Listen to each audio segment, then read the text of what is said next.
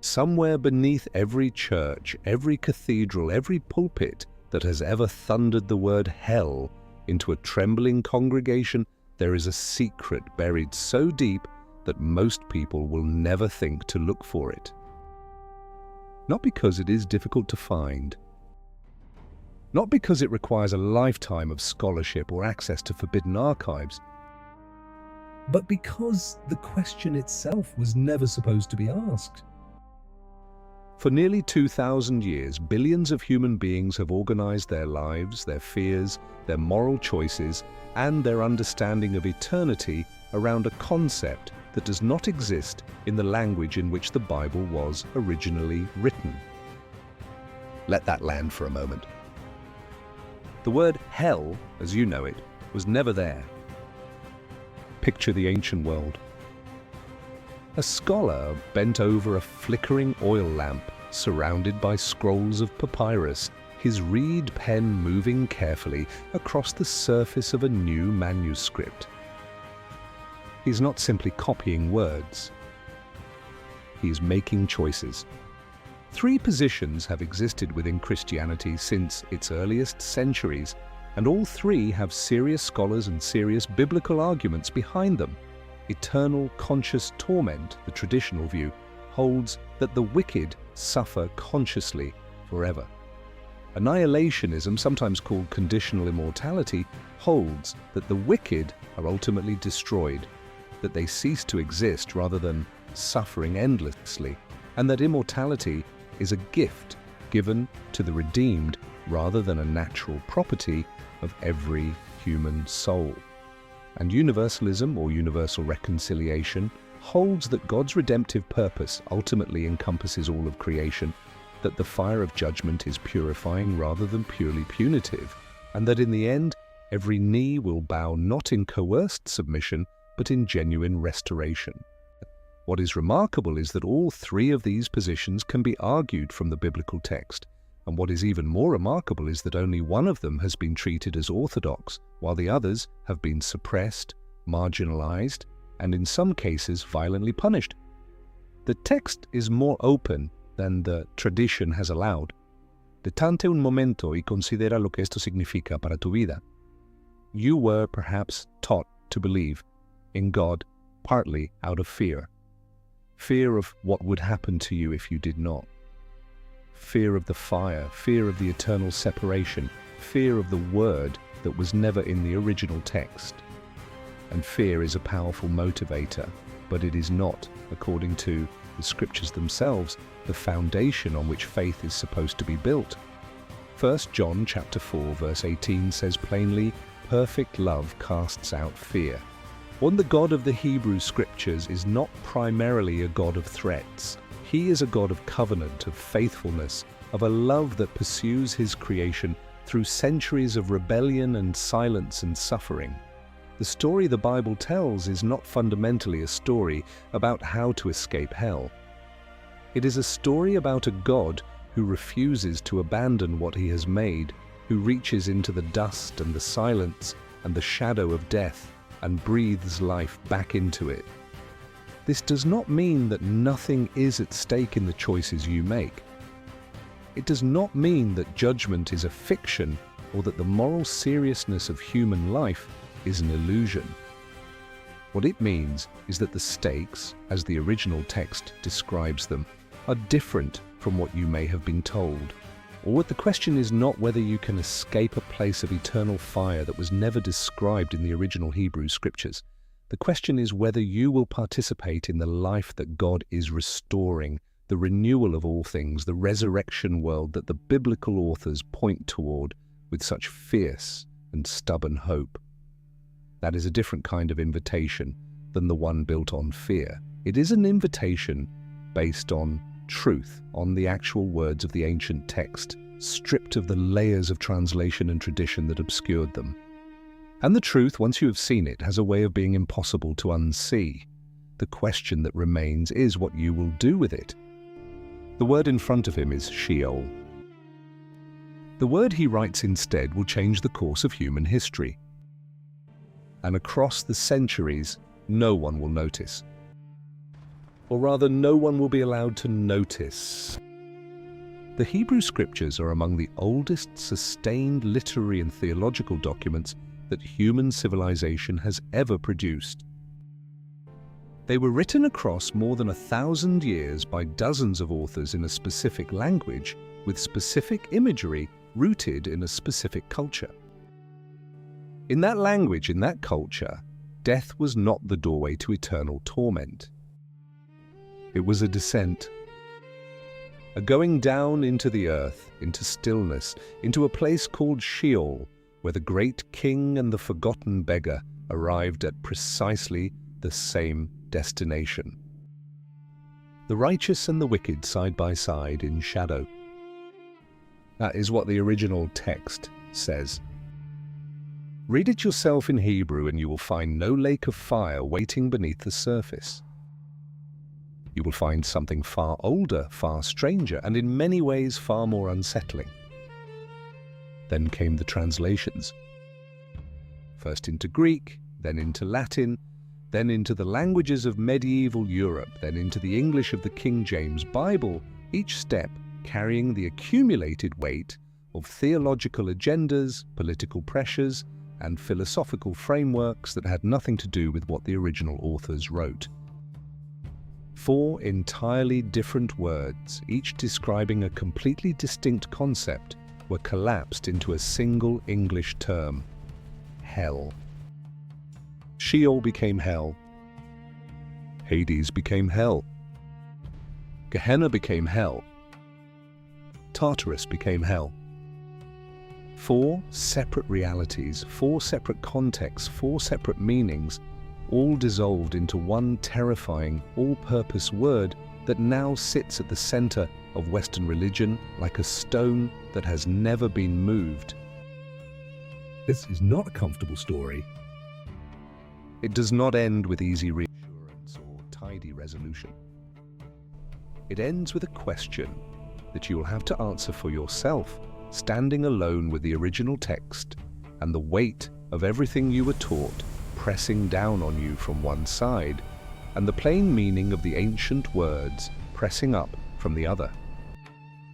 What you are about to encounter is not someone's opinion or a fringe theological position invented to make people feel better about death. It is the documented, verifiable, historically traceable truth of what the Bible actually says in the languages in which it was actually written. And once you see it, you cannot unsee it. There is a word that has shaped the fears of billions of people across nearly 2,000 years of human history. A word that has been painted on church walls, carved into cathedral stone, preached from pulpits in 1,000 languages, and used to define the ultimate consequence of a life lived outside the boundaries of faith. That word is hell. And here is the thing that nobody tells you, the thing that sits quietly in every seminary library and in the footnotes of every serious biblical commentary, waiting for someone to actually read it. The word hell does not appear in the original Hebrew text of the Old Testament. Not once, not in any form. The concept, as most people understand it, a place of eternal fire and conscious torment, is simply not there in the language the ancient authors actually used. Now stop for a second. Because that statement is going to trigger a reaction in you. Maybe skepticism, maybe resistance, maybe a voice in the back of your mind already reaching for the passages you were taught as a child, the ones about weeping and gnashing of teeth, the ones about the unquenchable fire. Hold those passages. We are going to get to every single one of them. But before we do, we need to go back, all the way back to the original language, to the world in which the Hebrew Scriptures were composed, and to the specific word that was used by the ancient Israelites to describe what happened to human beings after they died. Because that word tells a completely different story than the one most of us inherited. The word is Sheol.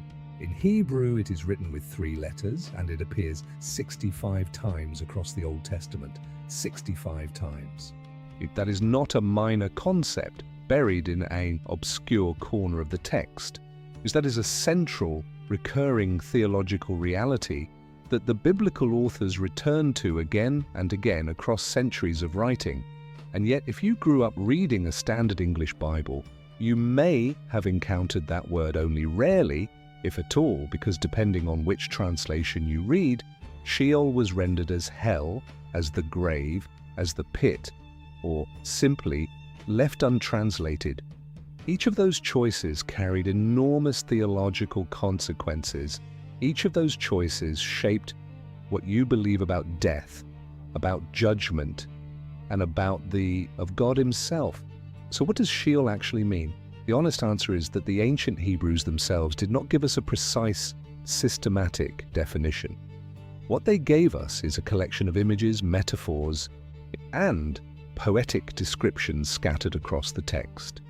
And when you gather all of those images together, a portrait emerges that is almost nothing like the hell of popular Christianity.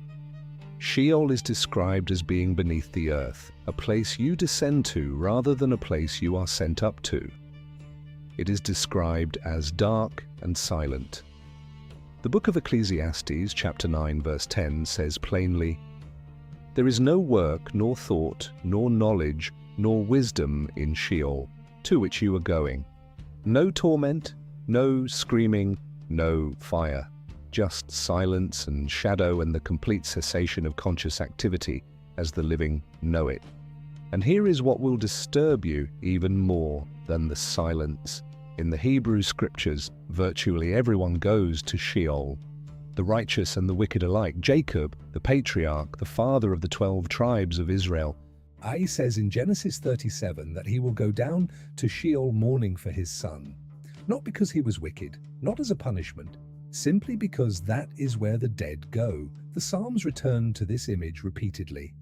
Psalm 89, verse 48 asks, "What man can live and never see death? Who can deliver his soul from the power of Sheol?" The implied answer is no one. Not the sinner and not the saint. Sheol was not a courtroom verdict. It was a destination.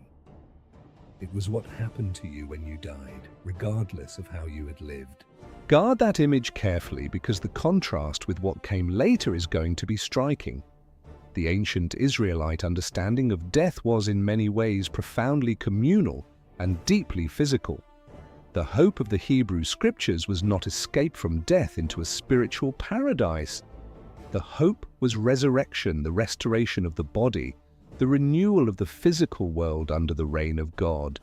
The afterlife as a spiritual realm of reward and punishment, with heaven above and hell below, is a framework that came later, that came from outside, that came from a world the ancient Hebrew authors did not inhabit. And the fingerprints of that foreign framework are visible, if you know where to look, in every major translation of the Bible that the Western world has ever produced. Think about what this means practically. When a reader in ancient Israel encountered the word Sheol in a psalm or a prophecy, they did not picture flames, they did not picture demons, they pictured the earth, the silence beneath the earth, the place where the dead lay still. The terror of Sheol was not torment. The terror of Sheol was the loss of relationship with God and with the living community. Psalm 6, verse 5 captures this precisely. "In death there is no remembrance of you. In Sheol, who will give you praise?" The grief of death in the Hebrew mind was the grief of separation from the living God and from the living world. That is a different kind of dread than the one conjured by the image of eternal fire. It is quieter, deeper, and in some ways more philosophically honest. And this is where everything begins to get complicated, not because the Hebrew scriptures were not always read in Hebrew. Beginning roughly in the 3rd century before the Common Era, a monumental translation project was undertaken in Alexandria, Egypt, where a large Jewish community lived surrounded by Greek culture. The Hebrew scriptures were translated into Greek, producing what scholars call the Septuagint. That translation would become the primary Bible of the early church. It would shape the New Testament authors, who quoted from it constantly. And in that translation, something happened to the word Sheol, something that would echo across 2,000 years of Christian theology.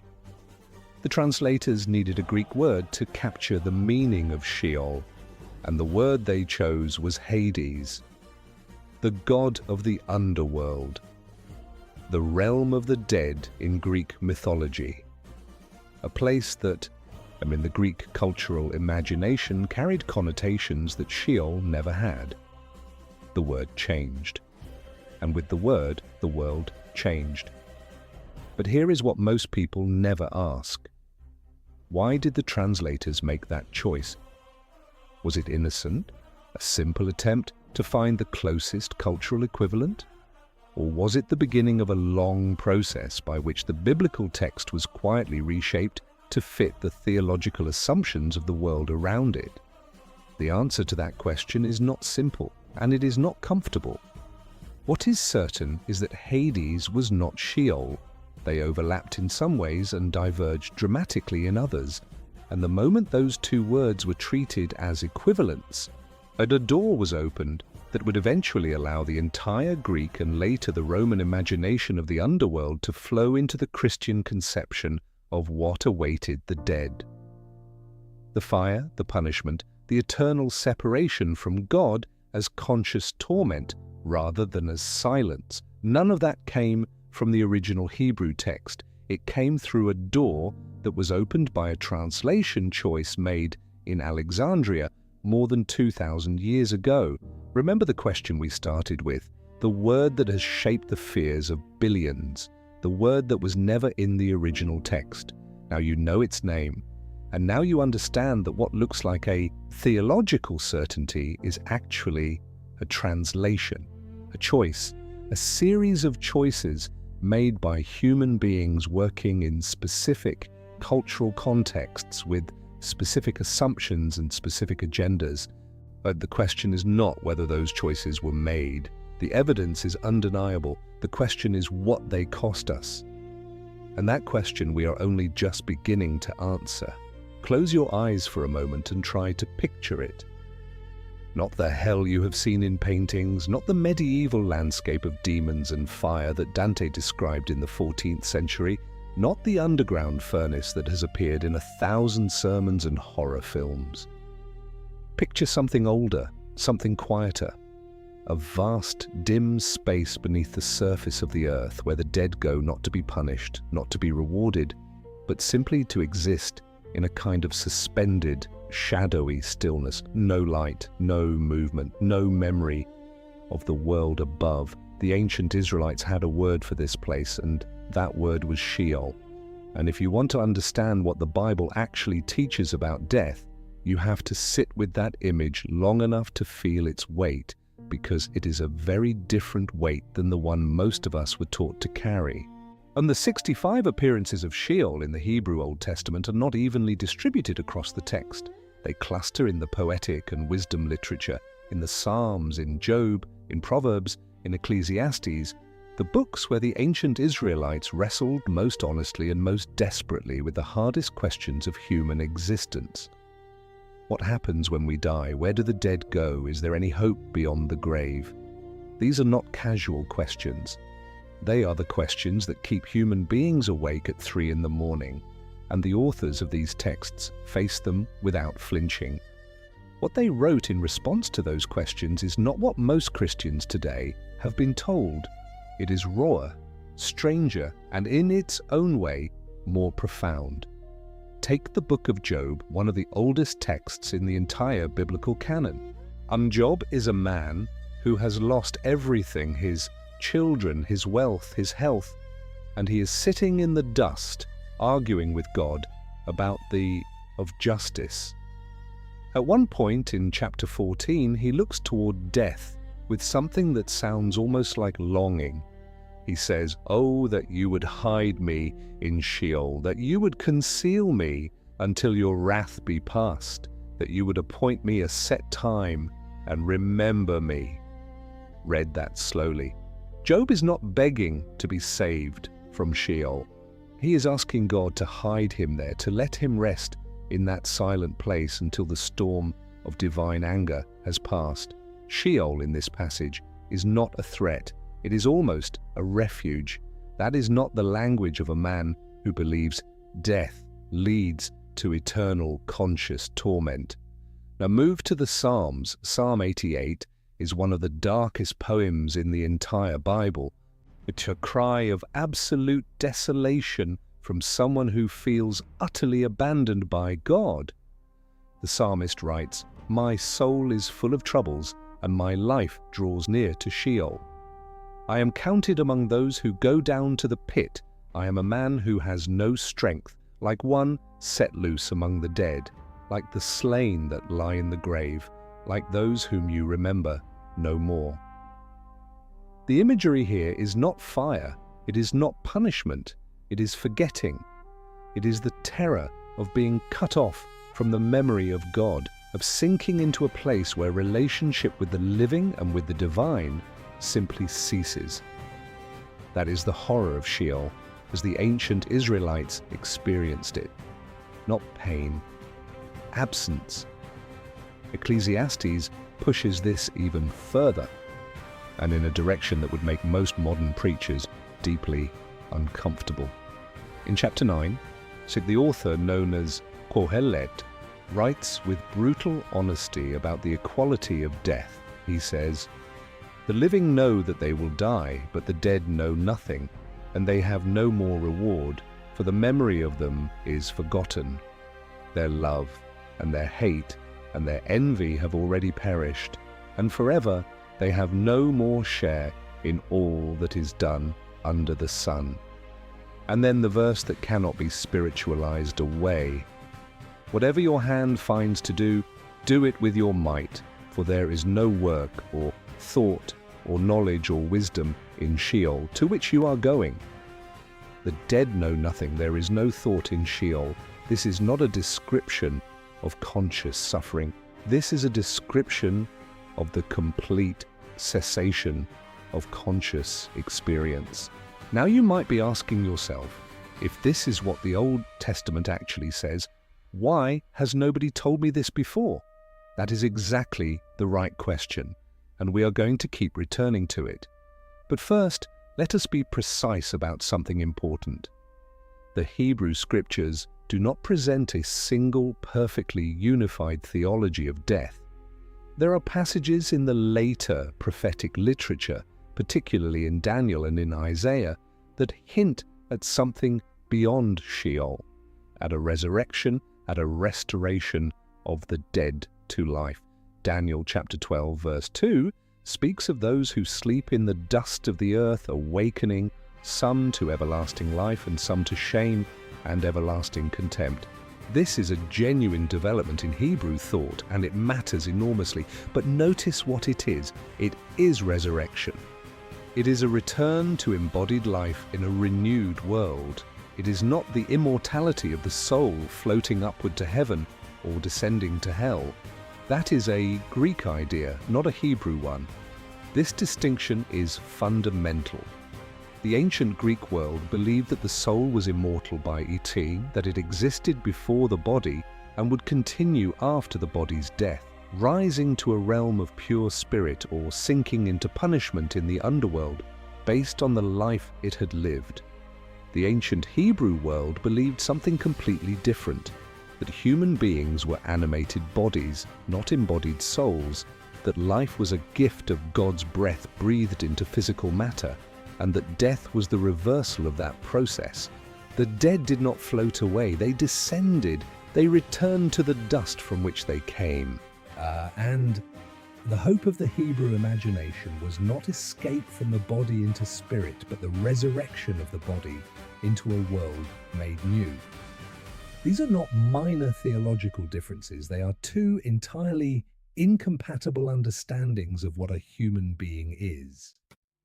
And this is where everything begins to escalate, because the early followers of Jesus were, almost without exception, Jewish. They read the Hebrew Scriptures, they thought in Hebrew categories. When they spoke about death and resurrection, they were speaking the language of Sheol and resurrection, not the language of Hades and the immortal soul. But within a generation, the movement spread beyond its Jewish roots into the Greek-speaking world of the Roman Empire. And in that world, the categories were different, the assumptions were different. In the questions people brought to the text were different. And when Greek-speaking converts opened the scriptures and read the word Hades where the original had said Sheol, they heard something that the original authors never intended. They heard the underworld of their own mythology, the place of Plato's Phaedo, the realm described by Homer, a place with geography and judgment and conscious experience of the dead. The contamination had begun, and it would only deepen. Here is what you need to hold on to as we move forward. Sheol is not hell. It was never hell. It was the shared destination of the dead, a place of silence and shadow and the absence of divine relationship, a place the righteous dreaded, not because they feared torture, but because they feared separation from the God they loved. The terror of Sheol was the terror of silence. And the hope that stood against that terror was not the hope of an immortal soul escaping upward, but the hope of a God who could reach down into that silence, into that dust, and breathe life back into what had been lost. That is the hope the Hebrew scriptures actually offer. And somewhere between the ancient world and ours, that hope was buried under a word that was never in the original text. Picture Alexandria, Egypt, in the 3rd century before the Common Era. It is the most cosmopolitan city on earth, a place where Jewish scholars, Greek philosophers, Egyptian priests and Roman merchants brush shoulders in the same crowded marketplaces. The Great Library stands at the heart of the city, a monument to the ambition of collecting every piece of human knowledge under one roof. And in this city, in this atmosphere of cultural collision and intellectual ferment, a group of Jewish scholars undertakes one of the most consequential translation projects in the history of religion. They are going to render the Hebrew scriptures into Greek, the universal language of the educated Mediterranean world. The result will be called the Septuagint, from the Latin word for 70, after the legendary number of translators involved. And buried inside that translation, invisible to most readers, is a decision that will reshape the theology of an entire civilization. The challenge these translators faced was not simply linguistic, was cultural. Hebrew and Greek are not just different languages, they represent different ways of organizing reality, different assumptions about of human beings, different frameworks for understanding life and death and the divine. When a Hebrew author wrote Sheol, he was invoking a specific set of images rooted in the ancient Near Eastern world: the earth as a place of the living, the underworld as a place of the dead, death as descent, and the dead as silent shadows cut off from the vitality of life above. When a Greek reader encountered the word Hades, he brought an entirely different set of associations: the realm of Pluto, the ferryman Charon crossing the river Styx, the judges Minos and Rhadamanthus weighing souls, the Elysian fields for the heroic dead, and Tartarus for the condemned. These were not the same place, they were not even the same kind of concept. And yet, the Septuagint translators used Hades to translate Sheol in the overwhelming majority of cases. You can understand why they did it. They were translating for a Greek-speaking audience that needed accessible cultural equivalents, and Hades was the closest available term for the realm of the dead. In some narrow technical sense, the choice was defensible. Both Sheol and Hades were places beneath the earth where the dead resided, but the moment that translation choice was made, the door was open. The rich mythology, the moral geography, the philosophical framework of Greek underworld belief began to flow through that door and attach itself to the biblical text. Not all at once, not through any single deliberate act of corruption, but gradually, cumulatively, through thousands of sermons and commentaries and theological arguments built on a Greek text rather than a Hebrew one. To understand how profound this shift was, you need to spend a moment with what the Greeks actually believed about death and the soul. Plato, writing in the 4th century before the Common Era, argued in the Phaedo that the soul is immortal by paintry, that it exists before birth and continues after death, and that the body is actually a kind of prison from which the soul longs to be freed. Death, for Plato, was not a tragedy. It was the philosopher who had spent his life pursuing wisdom and detaching himself from bodily pleasures would ascend after death to a realm of pure truth and beauty. Those who had lived badly would descend to a place of punishment. This is a coherent, internally consistent philosophical system, but it is not Hebrew, it is not the worldview of the authors who wrote Genesis or the Psalms or the Book of Job. And when their words were filtered through a Greek lens, something essential was lost. The early church was born in this exact moment of cultural collision. The first followers of Jesus were Jewish, saturated in Hebrew thought, expecting the resurrection of the body in a renewed physical world. But within decades, the movement spread into Greek-speaking communities across the Roman Empire, communities that read the Septuagint rather than the Hebrew scriptures, communities that asked different questions and brought different assumptions to the text. When Paul wrote his letters to churches in Corinth and Philippi and Rome, he was already navigating this tension, trying to articulate a Jewish theology of resurrection to audiences trained in Greek categories of immortality. His letters show the strain of that navigation, and as the generations passed and the church became increasingly Gentile and increasingly Greek in its intellectual culture, the Hebrew categories retreated further and further into the background.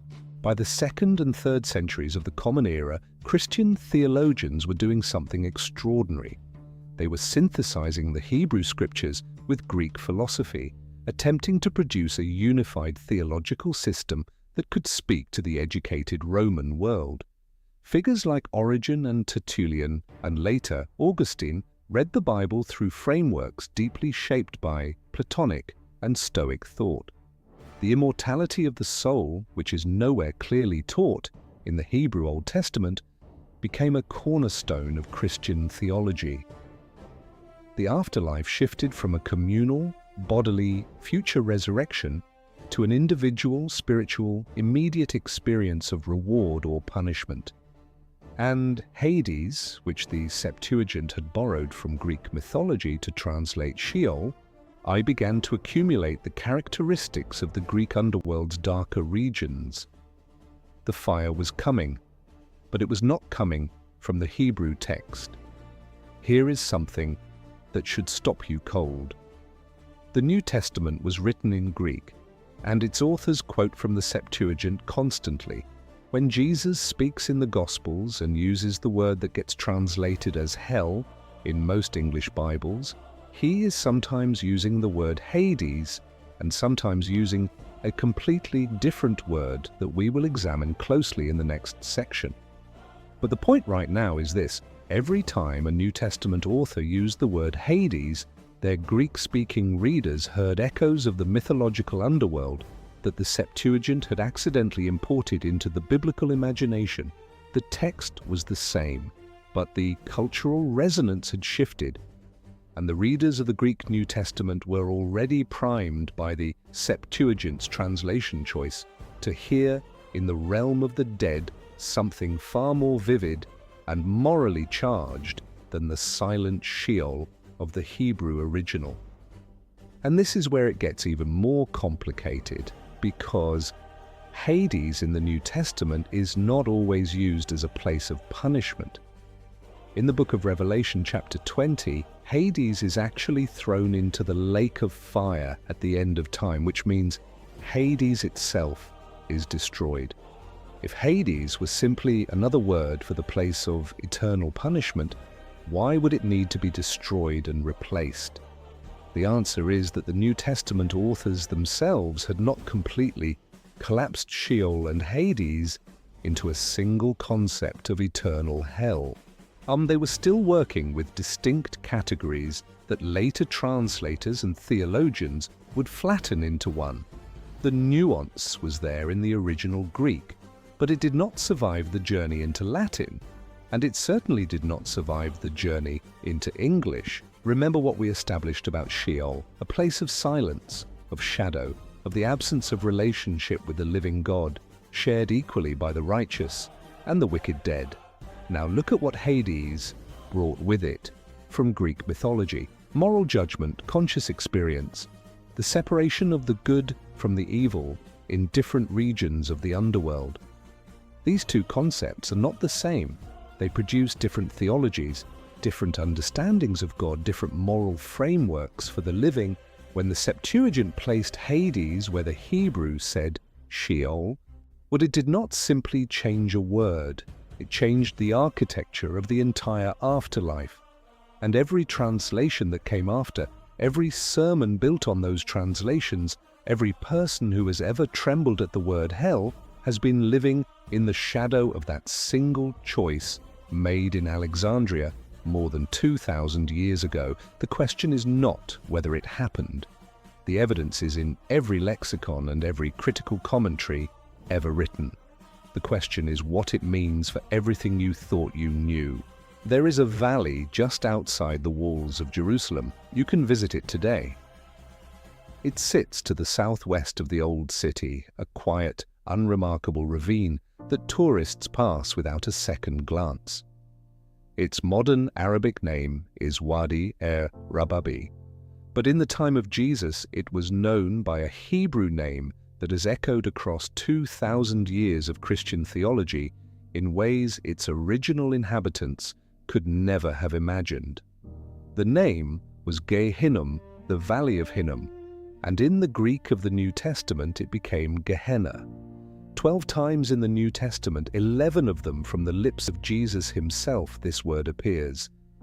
12 times it was translated into English as hell, and almost nobody stopped to ask whether the valley outside Jerusalem and the eternal lake of fire were actually the same thing. To understand what Jesus meant when he said Gehenna, you have to understand what that valley meant to a first-century Jewish audience. Its history was dark. In the period of the Hebrew kings, centuries before Jesus walked those hills, the Valley of Hinnom had been the site of child sacrifice to the god Molech. The book of 2 Kings, chapter 23, describes King Josiah defiling the valley precisely to make it unfit for worship, turning it into a place of refuse and death. By the time of Jesus, the valley had a reputation as the garbage dump of Jerusalem, a place where the city's waste was burned continuously, where the bodies of criminals and the unburied poor were sometimes thrown. The fires there did not go out, not because they were supernatural, but because there was always more refuse to burn. When Jesus warned his listeners about Gehenna, he was pointing at a real place they could see from the city walls. He was using it as a symbol, visceral and immediate, of destruction, of being cast out, of ending up among the discarded and the condemned. Now read the passages where Jesus uses the word Gehenna with this context in mind. In Matthew chapter 5 verse 22, he warns that calling your brother a fool makes you liable to the Gehenna of fire. In Matthew chapter 10 verse 28 he says, "Do not fear those who kill the body but cannot kill the soul. Rather fear him who can destroy both soul and body in Gehenna." Notice that word destroy, not torment forever. Destroy. The Greek word used there is apolumi, which means to ruin, to lose, to bring to nothing. If Jesus had wanted to say that both soul and body would be consciously tormented forever in Gehenna, he had the vocabulary to say exactly that. He chose instead a word that means destruction. That is not a minor linguistic detail. That is the difference between annihilation and eternal conscious torment, and it is a difference that most English translations have quietly erased. But Gehenna is not the only word that gets translated as hell in the New Testament. There is another term that appears once. in the second letter of Peter, chapter 2, verse 4. And it is a word borrowed directly from Greek mythology, Tartarus. In the Greek mythological tradition, Tartarus was the deepest abyss of the underworld, a place located as far below Hades as the earth is below the sky, where the Titans were imprisoned after their defeat by Zeus. And Peter uses this word specifically in the context of angels who sinned, not human beings, and he uses it to describe a place of imprisonment while awaiting judgment, not a place of eternal punishment already being experienced. One occurrence, a specific context, a borrowed mythological term used to describe the confinement of rebellious spiritual beings. And yet this single word has been collapsed along with Sheol, Hades, and Gehenna into the same English monosyllable, hell. Stop and think about what has just been established. 4 words. Sheol, the silent Hebrew underworld shared by all the dead. Hades, the Greek mythological realm of the dead, imported by the Septuagint translators. Gehenna, a real valley outside Jerusalem used as a symbol of destruction and judgment. Tartarus, a term from Greek mythology describing the prison of fallen angels. 4 words, 4 distinct concepts, 4 separate origins, 4 separate contexts, 4 separate theological meanings. All of them translated into a single English word by translators working in the 16th and 17th centuries. And from that single word, an entire architecture of eternal conscious torment was constructed and handed to billions of believers as the clear and obvious teaching of the Bible. It was not obvious, it was a choice. And it was a choice with consequences that are still reverberating today. The doctrine of eternal conscious torment, the idea that the wicked will be tormented in fire forever and ever without end, rests primarily on 2 passages in the book of Revelation, chapter 14 and chapter 20, which speak of torment day and night forever and ever, and on the parable of the rich man and Lazarus in Luke chapter 16. These passages deserve serious engagement, and we are going to give them that. But before we do, you need to understand something about the book of Revelation that changes everything about how those passages should be read. Revelation is apocalyptic literature, a genre with specific conventions that its original Jewish audience understood perfectly. It is saturated with symbolic imagery drawn from the Hebrew prophets, from Daniel, from Ezekiel, from Isaiah. When Revelation uses vivid, violent, is extreme imagery, it is operating within a tradition of prophetic symbolism that was never intended to be read as a flat, literal description of physical reality. The lake of fire in Revelation chapter 20 is called the second death. Death is not a place of conscious experience. It is the end of experience. The text itself provides its own interpretation, and that interpretation points toward finality, not toward endless torment. The parable of the rich man and Lazarus is perhaps the passage most frequently cited in defense of eternal conscious torment, and it deserves careful attention. In Luke chapter 16, Jesus describes a rich man who dies and finds himself in Hades in torment, while the poor man Lazarus rests in the bosom of Abraham. The rich man can see Lazarus across a great chasm and begs for relief. And this is a genuinely difficult passage, and dismissing it is not honest, but several things need to be said about it. First, Jesus is telling a parable, a teaching story, not providing a detailed eschatological map of the afterlife. Second, the story draws heavily on a popular Jewish folk tale that circulated in the 1st century, featuring almost identical imagery of the reversal of fortunes after death, which means Jesus was using a familiar narrative framework his audience already knew, not revealing new information about the literal geography of the underworld. Third, the word used for the rich man's location is Hades, not Gehenna, and not the lake of fire. The parable's point is about wealth, poverty, and the reversal of earthly fortunes in divine judgment, not about the eternal architecture of the afterlife. And here is what so many people miss entirely. The New Testament presents at least three distinct positions on the fate of the wicked, and they do not all agree with each other if you force them into a literal framework. Eternal conscious torment is one reading of certain passages. Annihilation, the complete destruction of the wicked, is supported by the vast number of passages that use words like destroy, perish, and death to describe the fate of those outside God's grace. And universal reconciliation, the eventual restoration of all things, is hinted at in passages like Colossians chapter 1 verse 20, which speaks of God reconciling all things to himself. These are genuine tensions within the text, and the honest response to those tensions is not to flatten them all into one tradition and call it settled. See, the honest response is to sit with the complexity and ask why the text resists the neat, simple answer that centuries of tradition have tried to impose upon it. The fire was never eternal in the sense that most people mean when they say that word today. The original languages point toward judgment, toward consequence, toward the absolute seriousness of the choices human beings make in the light of a holy God. But they do not, in their original form, point toward a place of conscious torment that burns without end. That concept was built brick by brick from translation choices, from Greek philosophical assumptions, from the merger of four distinct words into one, and from centuries of theological tradition that mistook its own cultural inheritance for the plain meaning of the ancient text. The question that remains is how that mistake became official.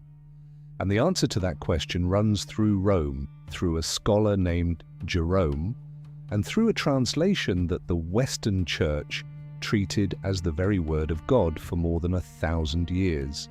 In the year 382 of the Common Era, a scholar sat down in Rome at the request of Pope Damasus I and began the most influential translation project in the history of Western Christianity. His name was Eusebius Sophronius Hieronymus, known to history simply as Jerome. He was brilliant, combative, deeply learned in Hebrew and Greek, and he carried with him all the theological assumptions of a church that had spent 3 centuries absorbing the intellectual frameworks of the Greco-Roman world. His task was to produce a definitive Latin translation of the Scriptures, one that could serve the entire Western Church as its authoritative text. The result was the Latin Vulgate, and for more than 1,000 years it was the Bible of Western civilization. Every sermon, every council, every theological argument, every act of church authority in medieval Europe rested on Jerome's translation. And Jerome, like the Septuagint translators before him, made choices that would echo across the centuries in ways that shaped the fears and the faith of hundreds of millions of people. Jerome translated Sheol as infernus, the Latin word for the underworld, derived from inferus meaning below or beneath. He translated Hades the same way. He translated Gehenna as Gehenna, preserving the original term but surrounding it with theological commentary that increasingly aligned it with the place of eternal punishment. And crucially, he translated the Greek word Tartarus in 2 Peter as Tartarus. But his overall framework treated all of these terms as pointing toward the same essential reality, a place of punishment beneath the earth awaiting the wicked dead. The distinctions that existed in the original languages were not completely erased by Jerome, but they were significantly flattened, and the Latin infernus became the theological gravity well into which all 4 original terms were gradually drawn.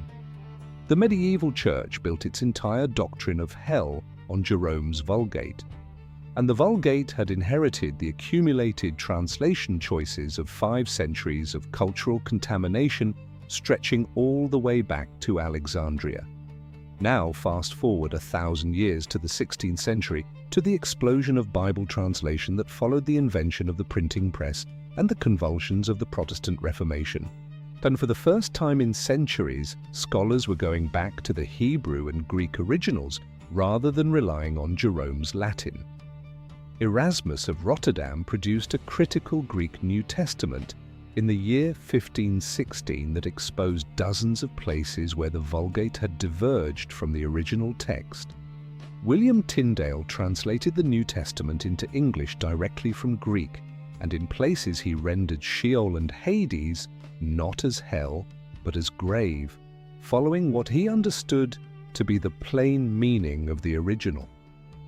He was condemned as a heretic. He was strangled and burned at the stake in the year 1536. The question of how to translate the afterlife was not merely an academic debate, it was a matter of life and death, literally, in a world where church authority and theological conformity were enforced by law and by fire.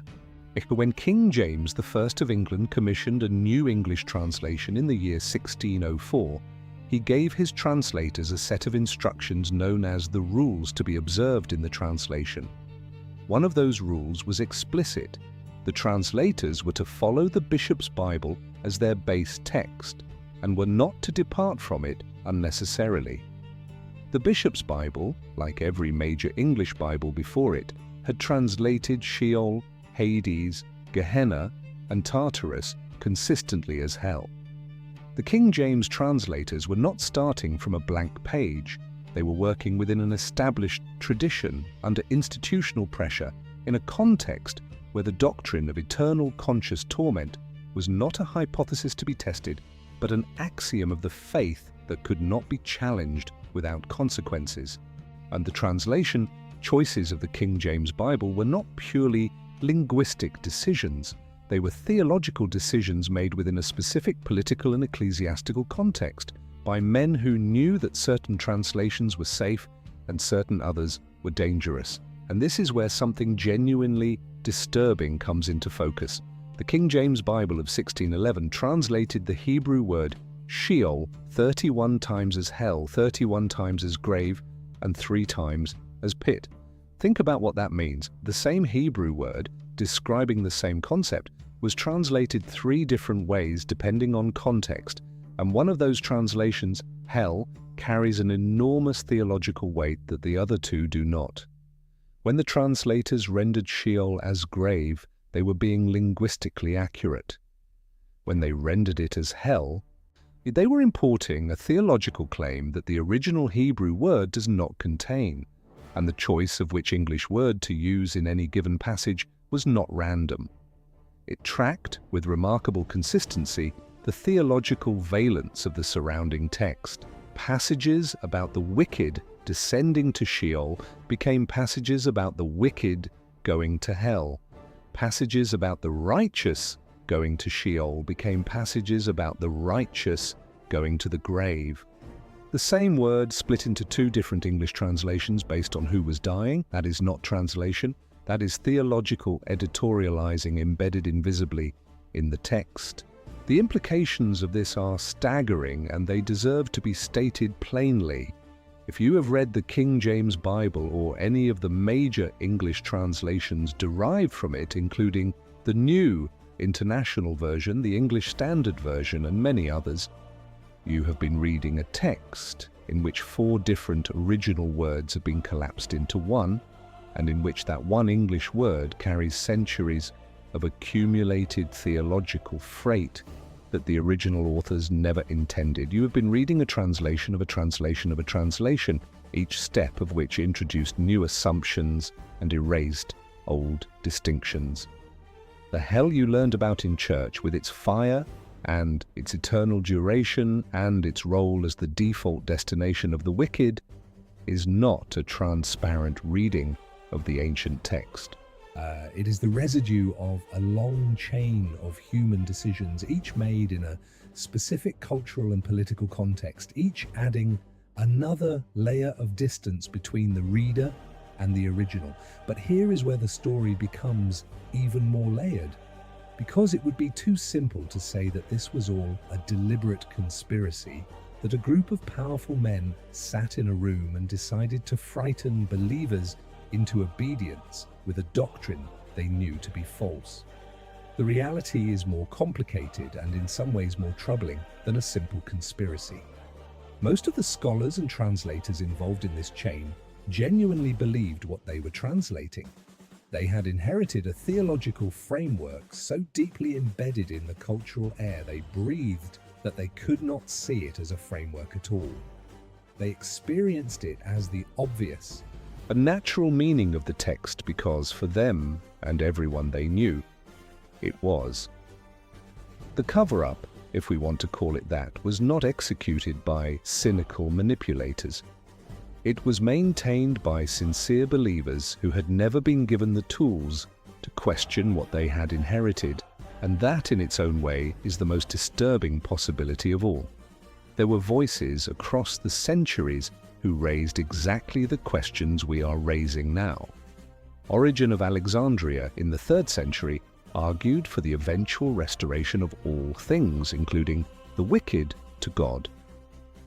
The theologian Theodore of Mopsuestia in the 4th century insisted that the punishment of the wicked was remedial rather than eternal. In the 16th century, the radical reformers known as the Anabaptists included in their ranks many who rejected eternal torment in favor of what they called soul sleep, the idea that the dead remain unconscious until the resurrection. These voices were suppressed, marginalized, condemned as heresy. The institutional church had theological, political, and social reasons to maintain the doctrine of eternal conscious torment, and it used its considerable power to ensure that alternative readings of the text did not gain traction. The history of Christian thought on the afterlife is not a history of consensus gradually arrived at through honest scholarship. It is a history of a particular reading being enforced and its alternatives being silenced. Now all of this raises the question that is sitting at the center of everything we have explored. If the word hell does not accurately translate the original biblical terms, if 4 distinct concepts were collapsed into one by translators working under institutional pressure within culturally contaminated frameworks, then what does the Bible actually say about death and what comes after it? That is the question we have been building toward from the very beginning, and the answer, drawn from the original languages and the full scope of biblical theology, is both more complex and more hopeful than the tradition has led most people to believe. We have traveled a long road together. We started with a word that billions of people have feared for their entire lives, a word thundered from pulpits and carved into the architecture of Western civilization, and we traced it back through centuries of translation, through the cultural collision of Hebrew and Greek thought, through the political pressures of institutional religion, all the way to its origins in the ancient Near Eastern concept of Sheol. We found that the word hell does not exist in the original Hebrew scriptures. We found that 4 distinct original terms were collapsed into one English word by translators working within frameworks shaped by Greek philosophy, Roman religious authority, and centuries of accumulated theological tradition. We found that the concept most people call hell is not a transparent reading of the ancient text. It is a construction. And now, standing at the end of that long road, we have to ask the question we have been building toward from the very beginning. If not hell as we were taught it, then what? What does the Bible actually say about death, about judgment, and about what comes after? The starting point has to be the Hebrew understanding of the human person, because everything else flows from it. In the Hebrew scriptures, a human being is not a soul trapped inside a body. A human being is a living body, animated by the breath of God. The Hebrew word nephesh, often translated as soul, does not refer to an immortal spiritual essence separate from the body. It refers to the whole living creature, the animated, breathing, embodied self. When God breathes into the dust in Genesis chapter 2, and the human being becomes a living nephesh, the text is not describing the insertion of an immortal soul into a physical shell. It is describing the creation of a whole, integrated, embodied, living creature. And when that creature dies, it does not split into a body that returns to dust and a soul that floats upward to heaven or downward to hell. The breath returns to God, and the creature returns to the dust. And what remains is Sheol, the silence of the dead, the shadow of what was once alive. This is not a pessimistic view of death. It is a different view, one that places the entire weight of hope, not on the natural immortality of the soul, but on the power and faithfulness of God to restore what has been lost. The hope of the Hebrew Scriptures, developed across centuries and reaching its clearest expression in the later prophets and in the New Testament, is the resurrection of the dead. Not the escape of the soul from the body, but the restoration of the whole person, body and all, in a renewed world. Isaiah chapter 26, verse 19 speaks of the dead living again, their bodies rising. Daniel chapter 12 describes those who sleep in the dust of the earth awakening. And the New Testament builds its entire theology of hope on the resurrection of Jesus as the prototype and guarantee of a general resurrection to come. Paul writes in 1 Corinthians chapter 15 that if Christ has not been raised, your faith is futile. The resurrection is not a footnote to Christian theology, it is the center of it.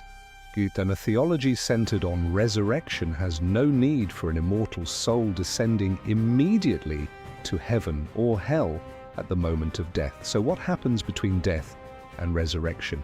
Here the biblical authors are genuinely less clear, and the honest answer is that they do not provide a detailed, systematic account of the intermediate state. What they do provide is a cluster of images and metaphors. The dead are described as sleeping, a metaphor used repeatedly in both the Old and New Testaments by Jesus himself in John chapter 11 when he speaks of Lazarus, and by Paul in 1 Thessalonians chapter 4 when he refers to those who have fallen asleep in Christ. Sleep is not a state of conscious experience. It is a state of rest and waiting, of being held in the hands of God until the moment of awakening. The dead are not immediately in heaven being rewarded, nor immediately in hell being punished. They are, in the primary framework of the biblical text, awaiting the resurrection, held in the memory and the faithfulness of a God who does not forget what he has made. Now, what about judgment? Because the Bible does speak of judgment seriously and repeatedly, and that must not be minimized or explained away. The New Testament is clear that there will be a reckoning, that the choices human beings make in their lives carry weight, that there is a moral seriousness to human existence that is not dissolved by a therapeutic universalism that pretends consequences do not matter. Jesus spoke of judgment with an urgency and a gravity that cannot be softened without distorting his teaching. The Sermon on the Mount, the parables of the sheep and the goats, the warnings about Gehenna as a place of destruction for those who live by violence and oppression, all of these carry genuine moral weight. But of that judgment, when you read the original language carefully, is described far more often as destruction, as the second death, as perishing, than as eternal conscious torment. The Greek word aionios, often translated as eternal, is itself a complex term that in its original context more often carried the sense of belonging to the age to come than of endless duration in the modern sense. When the text speaks of aionios judgment or aionios fire, it may be describing the finality and the ultimate seriousness of divine judgment rather than its infinite chronological duration. Three positions have existed within Christianity since its earliest centuries, and all three have serious scholars and serious biblical arguments behind them. Eternal conscious torment, the traditional view, holds that the wicked suffer consciously forever. Annihilationism, sometimes called conditional immortality, holds that the wicked are ultimately destroyed, that they cease to exist rather than suffering endlessly, and that immortality is a gift given to the redeemed rather than a natural property of every human soul. And universalism, or universal reconciliation, holds that God's redemptive purpose ultimately encompasses all of creation, that the fire of judgment is purifying rather than purely punitive, and that in the end, every knee will bow not in coerced submission, but in genuine restoration.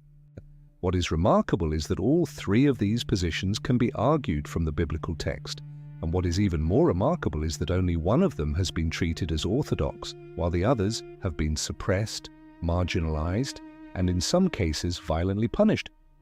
The text is more open than the tradition has allowed.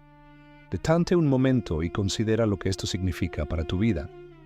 You were perhaps taught to believe in God partly out of fear. Fear of what would happen to you if you did not. Fear of the fire, fear of the eternal separation, fear of the word that was never in the original text. And fear is a powerful motivator, but it is not, according to the scriptures themselves, the foundation on which faith is supposed to be built. 1 John chapter 4 verse 18 says plainly, "Perfect love casts out fear." When the God of the Hebrew scriptures is not primarily a God of threats, he is a God of covenant, of faithfulness, of a love that pursues his creation through centuries of rebellion and silence and suffering. The story the Bible tells is not fundamentally a story about how to escape hell. It is a story about a God who refuses to abandon what he has made, who reaches into the dust and the silence and the shadow of death and breathes life back into it. This does not mean that nothing is at stake in the choices you make. It does not mean that judgment is a fiction or that the moral seriousness of human life is an illusion. What it means is that the stakes, as the original text describes them, are different from what you may have been told. Or what the question is not whether you can escape a place of eternal fire that was never described in the original Hebrew scriptures. The question is whether you will participate in the life that God is restoring, the renewal of all things, the resurrection world that the biblical authors point toward with such fierce and stubborn hope. That is a different kind of invitation than the one built on fear. It is an invitation based on truth, on the actual words of the ancient text, stripped of the layers of translation and tradition that obscured them. And the truth, once you have seen it, has a way of being impossible to unsee. The question that remains is what you will do with it.